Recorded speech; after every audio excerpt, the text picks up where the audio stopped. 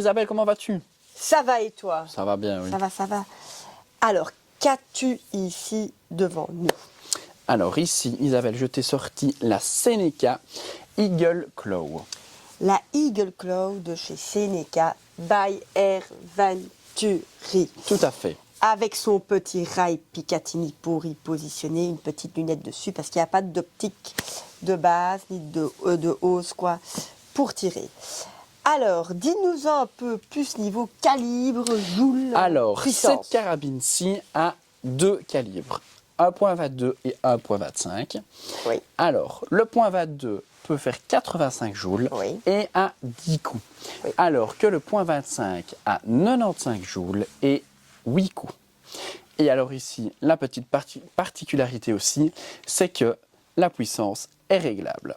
Exactement. Donc, on sait un peu régler les joules, enfin, la puissance de la carabine. Exactement. Tout à fait. Et économiser un peu d'air si on veut faire plus de tirs, du coup.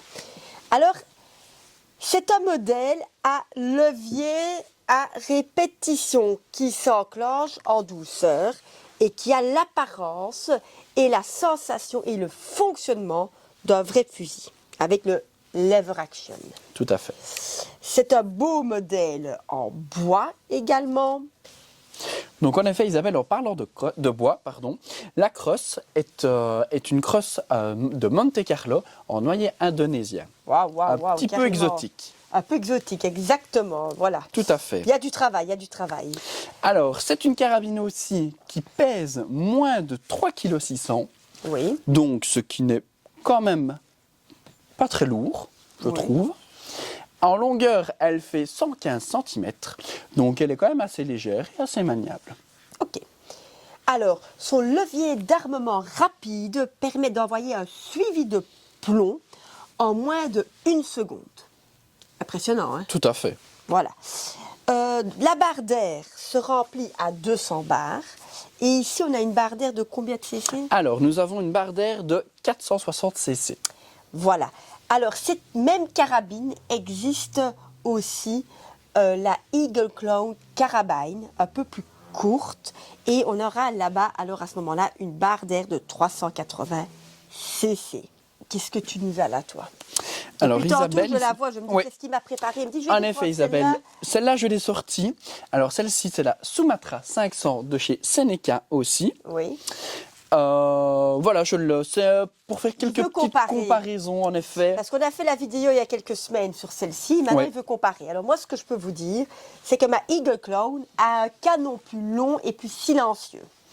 Alors que la mienne, celle-ci, elle est plus robuste et on peut tirer vraiment n'importe quoi avec son gros bang. Ah oui, c'est parce qu'elle a un peu plus de joules. On est dans les 100 joules. Tout à fait. Celle-ci en .25, alors qu'ici on est un peu en dessous de 100 joules, exactement en .25. Celle-ci est plus pour un tir, je vais dire, dans un stand de tir. Oui. Et ici, on est sur quelque chose de beaucoup plus robuste, beaucoup plus pour tirer sur des petits objets, etc., pour l'amusement, et là, plus pour la précision en stand de tir. Voilà les deux grosses différences entre la Eagle Claw et la Sumatra 500. Tout à fait. Voilà. Nous sommes sur du PCP, on va vous parler un peu de l'entretien, Tim. Alors, l'entretien, toujours un peu la même chose. L'huile dans le canon, avec la petite brosse. Ici, on peut mettre de l'huile aussi sur la crosse un petit peu pour l'entretenir. Toujours essuyer avec le petit chiffon. C'était pas bien préparé, il manque Tout le à fait. silicone. Et alors, le silicone qu'on met ici, dans le magasin. Oui, où on met le magasin, on met le silicone. Et aussi au fameux levier d'armement, ici on peut un peu siliconer. Et puis nous avons aussi la fameuse graisse. La graisse. Qu'on met ici, où on met le NIP, le Quick Connect, on le graisse. Donc voilà, ça c'est l'entretien, c'est important, surtout d'entretenir des PCP. Alors je le dis aussi, maintenant j'y pense, il faut dans une PCP toujours 150 bars d'air dedans, sinon on risque d'avoir des soucis. Et aussi vraiment faire attention que le plomb soit à chaque fois parti, qu'il ne soit pas bloqué ou calé dans la chambre ou dans le canon, c'est important, sinon on en met trop dans le canon, c'est misère. Voilà. Alors on va vous montrer le chargement du système barillet, vous montrer le tir, on va y positionner une petite lunette dessus, et voilà. À tout de suite. Voilà, j'ai le chargeur en main. Je prends mes plombs. Hop. Et je mets plomb par plomb. Et on entend le petit clic du barillet qui tourne. Voilà. Après, j'introduis le barillet dans la carabine. Je le glisse dedans. Et je n'ai plus qu'à armer le levier et à tirer mes petits plombs en ici calibre 5,5. Et elle existe aussi bien évidemment en 6,35. Voilà, voilà, il me reste plus qu'à plonger fini. Voilà, voilà, ici je vais tirer donc avec la Eagle Claw. Pour introduire le barillet, j'arme le levier d'armement jusqu'au bout. Je prends mon barillet, le côté qui dépasse vers l'arrière, je le glisse de droite à gauche dedans. Je ferme mon levier d'armement et là, j'ai un plomb qui est engagé. Ici, j'ai mis une lunette Sidewinder de chez Hawk dessus. Pas mal la lunette. Et je tire. Je réarme vers le bas, vraiment à la Winchester. Je tire. Je réarme.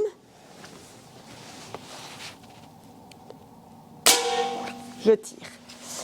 Effectivement, celle-ci fera moins de bruit que la Sumatra. Vraiment plus une carabine pour une précision en stand de tir. Il y a moins le bang que la Sumatra 500.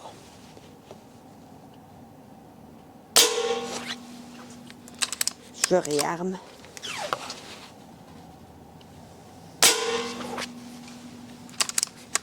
Rien à dire, un armement très fluide et une super belle précision.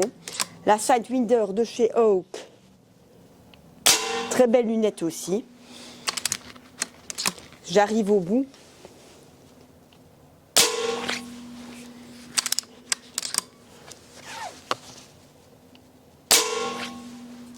Il reste, je pense, encore un coup.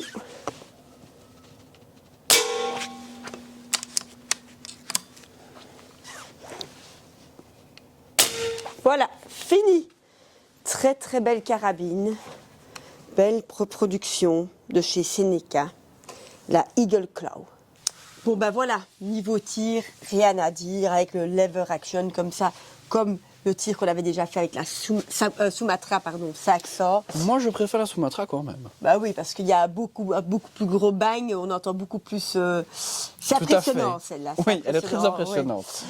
Bon, voilà, maintenant la Eagle Claw, c'est plus pour un tir de précision, plus calme, et voilà. Qu'est-ce qu'on voulait encore dire, oui? Mais on voulait aussi parler pour les rechargements.